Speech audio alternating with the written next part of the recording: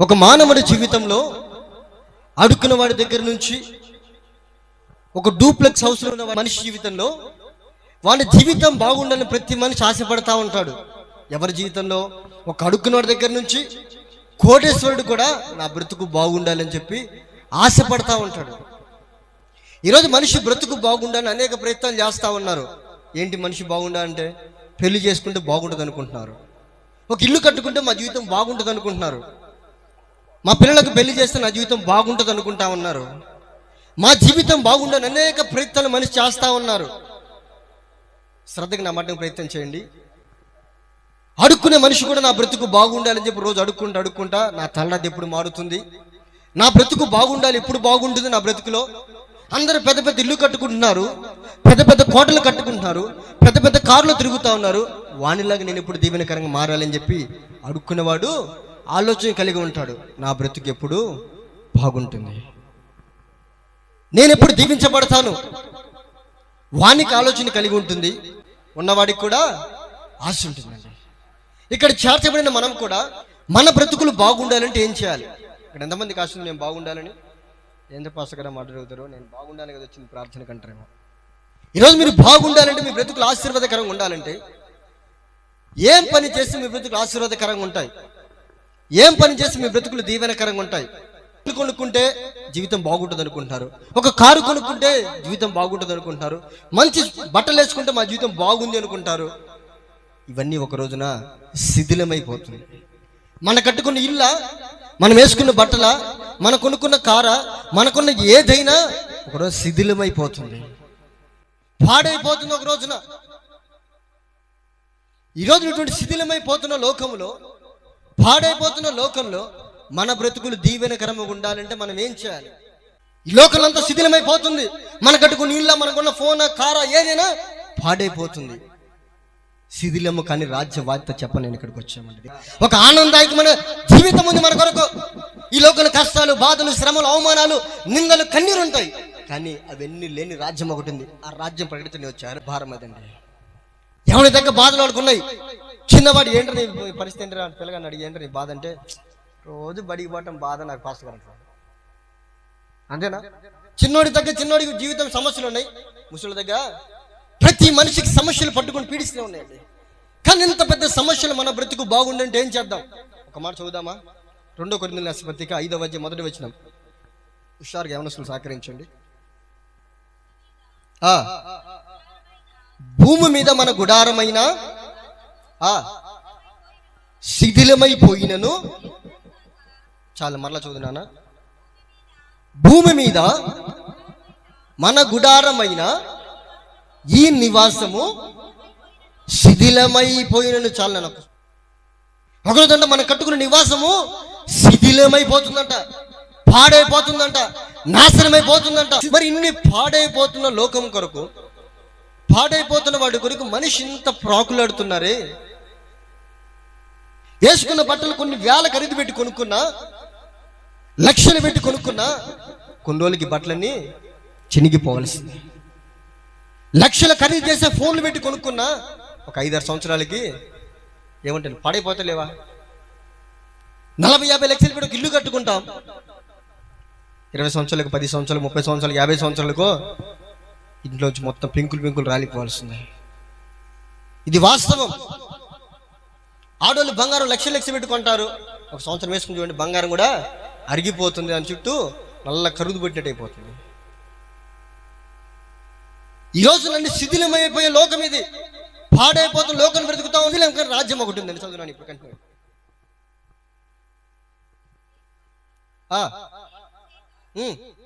చేతి పని కాక దేవుని చేత కట్టబడిన నిత్యమైనది పరలోకమందు. లోకం నీకు నిల్లు శిథిలమైపోద్దురా, కానీ ఒక రోజు ఉంది శిథిలం, కానీ రాజ్యం ఉంది. అదే మనిషి బ్రతుకు బాగుండాలంటే ఈ శిథిలమైపోతున్న లోకంలో పిల్లలు ఉంటే పాస్టర్ గారు సంతోషం అనుకుంటే పిల్లల ద్వారా సంతోషం లేదు, కట్టుకున్న భర్త ద్వారా సంతోషం అనుకుంటే సంతోషం లేదు, కట్టుకున్న భార్య ద్వారా సంతోషం అనుకుంటే సంతోషం లేదు. మరి ఏం పని చేసి మన జీవితం సంతోషంగా ఉంటాయి? మరి ఏం చేసి మా బ్రతుకులు బాగుంటే పాస్టర్ గారు? ఇవన్నీ పాడైపోద్ది అంటున్నావు, ఇల్లు పాడైపోద్ది, మేముకున్న మొత్తం పాడైపోద్ది. మరి ఏముంటే బాగుంటాం మేము? మరి ఎవరిలాగుంటే మేము బాగుంటాం? రెండు లేఖన భాగాలు ఎక్కువ తీసుకించి రెండు చూపించి వెళ్ళిపోతాను. చదువుకున్న లేఖన భాగంలో లేకుంటే గళతీయులకు రాసిన పత్రిక 2వ అధ్యాయం 20వ వచనం.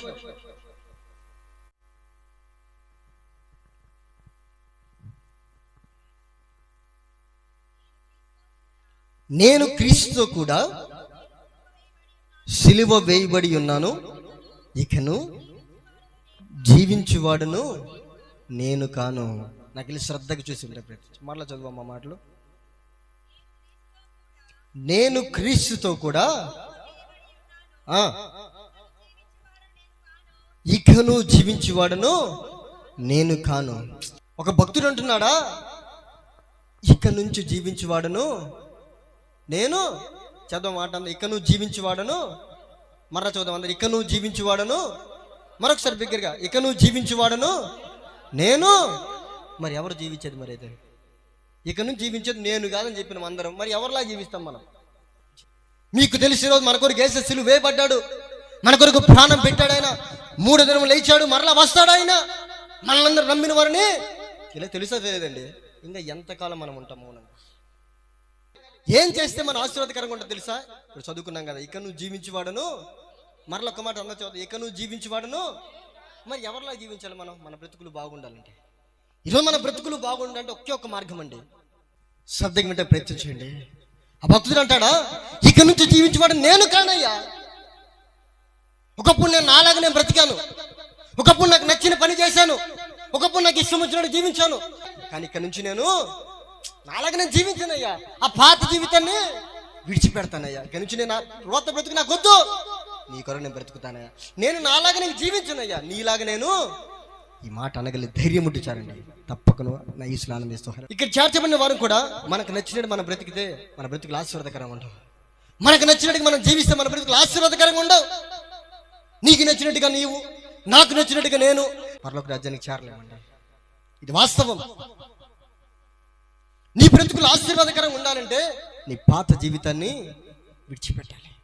విడిచిపెట్టకుండా నీ బ్రతుకులు అంతే ఉంటే, పాత జీవితాన్ని విడిచిపెట్టకుండా బాప్తిజం పొందుకున్నా, పాత జీవితాన్ని విడిచి రక్షణ పొందుకున్నా, పాత జీవితాన్ని విడిచిపెట్టకుండా ప్రార్థన చేసిన ఉపయోగకరంగా ఉండనే ఉండదు. నీ బ్రతుకులు ఆశీర్వాదకరంగా ఉండనే ఉండవు. ఇది వాస్తవం అండి, ఇది వాస్తవం. ఈరోజు నీ బ్రతుకులు బాగుండాలంటే ఏం ఒక్కటి ఒక మార్గం అండి, ఇక నుంచి జీవించువాడను. మరి ఎవరిలా జీవించాలి మనమంతా? మరి ఏసేలా జీవిస్తే నామకర్త భక్తి జీవితం ఉంటుంది నీ బ్రతుకులో. ఒకరోజు నాలాగా మాటలు చెప్పే సేవకుడు కనుమరుగైపోవచ్చు. ఇప్పటికే సేవకుల మీద ఎన్నో గొడవలు చూస్తున్నాం, హత్యలు చూస్తూ ఉన్నాం, సేవకులు నిందలు చూస్తూ ఉన్నాం. ఒక రోజున దేవుడు రాకడ ముందు ఇలా సువార్త చెప్పేవాడు కనుమరుగైపోతారండి. విందామన్న వాక్యం అవకాశం ఉండదంట మనకు. ఆ రోజు గుండెలు బాదుకోవాల్సి వస్తుంది. నీవు నేను గుండెలు బాదుకోవాల్సి వస్తుంది. నేను నాలాగా బ్రతికినంత కాలం పరలోక రాజ్యం నేను చేరలేను.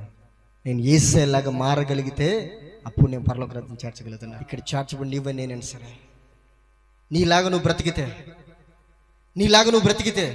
నీకు నచ్చినట్టు నువ్వు బ్రతికితే, నీకు నచ్చినట్టుగా నీ జీవితాన్ని జీవిస్తూ ఉంటే, నీకు నచ్చినట్టు నువ్వు సినిమాలు చూస్తూ ఉంటే, ఈ మాట క్షమించండి, నీకు నచ్చినట్టుగా జీవితాన్ని అనేక ఆలోచన చేత కొట్టుమిట్టాడుతూ ఉంటే ఈ బ్రతుకులు ఆశీర్వాదంగా మారనే. ఇక్కడ కూర్చున్న పిల్లలు సీఎం అవును కాకుండా అవుతాడా? తెలుసు మీ అందరికీ. దానికి తగిన అర్హతలు ఉంటాయి. దానికి రాజకీయం చేయాలి, నాయక నలుగురు తిరగాలి, డబ్బులు సంపాదన పెట్టాలి, తెలుసు వాళ్ళకి. ఇప్పుడు నువ్వు నీ బ్రతుకులు బాగుంటాయంటే నీకు తెలుసు, నీళ్ళు ఏ లోపాలు ఉన్నాయో నీకు తెలుసండి. ఈ రోజున అయ్యా, ఒకప్పుడు నా బ్రతుకు చెప్పి నేను అపోస్తులైన పౌలండి. పాస్టర్ గారు, ఒకప్పుడు నేను నాకు నచ్చినట్టు బ్రతికానండి. చర్చికి పోయాను, ఈడ్చుకొని వెళ్ళి లాక్కొని చుట్టుపట్టుకు లాక్కొని వచ్చి బందీలు చెరసాలు వేశాను. పాస్టర్ గారు, నాకు నచ్చిన పని నేను చేశాను, నన్ను ఆపి కూడా ఎవరు లేడు. కానీ ఏమేమి తెలియదండి, ఒకరోజు దేవుడు దర్శించాడు, వాక్యం విన్నాడు, బ్రతుకులు మారిపోయాయి. ఎంతకాలం మనం వాక్యం వింటున్నాం? ఎంతకాలం మనం మందిరానికి వెళ్తున్నాం? లేస్తే ప్రార్థన, కూర్చుంటే ప్రార్థన. మన బ్రతుకులు మారాయి. మరి ఆ మాట నువ్వు చెప్పగలుగుతున్నావు? ఇక్కడ నువ్వు జీవించేవాడును నేను కాను, నేను దేవుళ్ళలాగా జీవిస్తున్నా. పాస్టర్ గారు ఎంతమంది చెప్పగలుగుతున్నారండి? దేవుడే వస్తా ఉన్నాడు ఒకరోజు, దేవుడు ఒకరు దొంగలాగా వస్తా ఉన్నాడు. ఆయన వచ్చి మిమ్మల్ని అందరూ చూస్తాడండి. పలానా అక్క తమ్ముడు అందరం చూస్తాడు. ఆయన ఎంతమంది మారారా? పలానా కొండ ఒక అబ్బాయి వచ్చి పిల్లగాడు వచ్చి వాక్యం చెప్పాడు, ఎంతమంది మారారా? ఆయన వచ్చి ఆయన వస్తాడు, ఆయనే వస్తా ఉన్నాడు. ఆయన ఆ గుండె భయం చేత మాకేదో ధనం కోసం రాలే, సిరి సంపదల కోసం రాలే, నశించిపోతున్న ఆత్మల కొరకు వచ్చి మీరు మీలాగా బ్రతికితే పరలోకం చేరలేరని గుండెలు బాదుకుని వాక్యం చెప్తున్నామండి. అన్నాడు బైబిల్లో నోవాకు చెప్పాడక్క, మారు మనసు పొందండి అక్క, రక్షణ పొందండి అక్క, ఇదిగో వాడిలోకి పడవలోకి ఎక్కండి అక్క అని గుండెలు చించుకుని ఏడ్చాడు. అన్నాడు సేవకుని చులకన చేశారు అని. ఒకరోజు జలప్రలయం వచ్చేసింది, ముంచేసింది, అందరూ చనిపోయారండి. ఆ రోజు వాక్యం వినుంటే, నోవాకు మాట వినుంటే అందరూ రక్షించబడేవాళ్ళు కాదా? సేవకుడు గొంతు చించుకుని వాక్యం చెప్తుంటే, మారండి అమ్మా, మీలా మీరు బ్రతకూడదమ్మా, మీలాగా మీరు బ్రతకూడదు. ఒకరోజు మరణం మీ కొరకు ఉంది, మీ కొరకు మరణం ఉందమ్మా, నాకు మరణం ఉంది, మరణం తప్పించుకోలేమమ్మా, మీలాగా మీరు బ్రతకమాకండి తల్లి.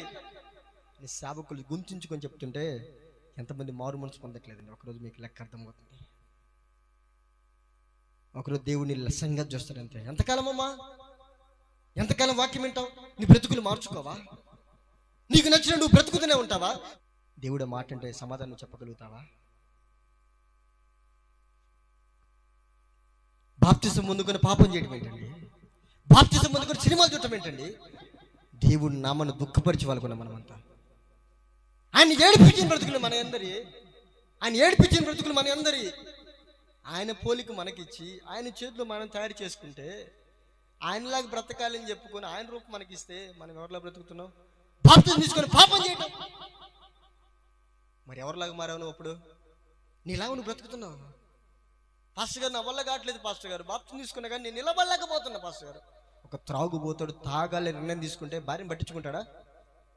భార్యను కుట్టెను పోయి తాగొస్తాడండి. డబ్బులు లేకపోయినా వాడిని వీడిని అడుక్కొని నిర్ణయం ఒక్కటే, తాగాలి నిర్ణయం తీసుకుంటే. త్రాగుబోతాడు త్రాగాలి నిర్ణయం తీసుకుంటే ఎవరి మాట విండండి.